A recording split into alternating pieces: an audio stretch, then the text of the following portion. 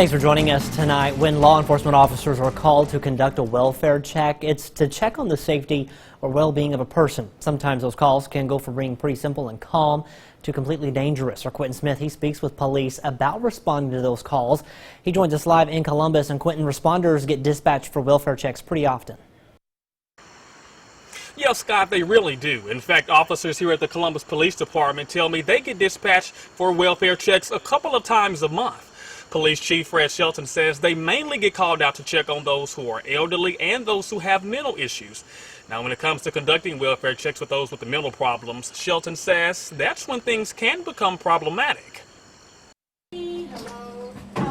There are times when welfare checks can be simple and routine. The good cases is when we're finding out somebody that they're okay or that they might be at a relative house. Then there are times when the checks can have unfortunate circumstances. Sometimes we get people that have been there laying there for days, unfortunately, and there's a smell or you see a bunch of insects going on. So that's the unfortunate cases. However, Columbus Police Chief Fred Shelton says the worst kind of welfare checks are those that involve violence.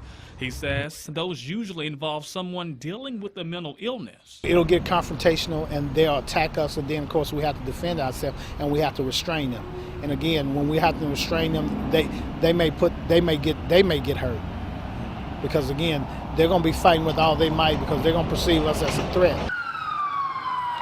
This is video from 2015 when Lowndes County investigators were called to conduct a welfare check at a home on Drake Circle. Multiple deputies were shot and injured. The suspect was believed to have a mental illness.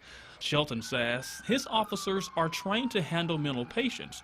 When they run into these types of situations, the first thing officers try to do is diffuse the situation. It's a multidisciplinary approach. It's the police, fire, and a mental health professional. Community counseling has a 24-hour service, it's a crisis hotline. They will actually send a counselor with us, and we can go and try to talk to this person and get them some help. Once everything settles down, Shelton says they'll take that person to the hospital to have a mental evaluation and get special medical treatment if it's needed.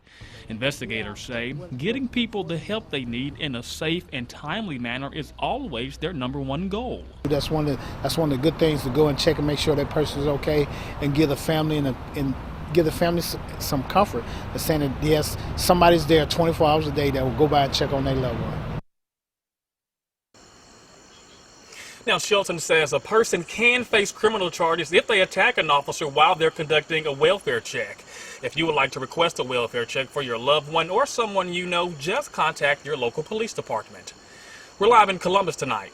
Quentin Smith, WCBI News.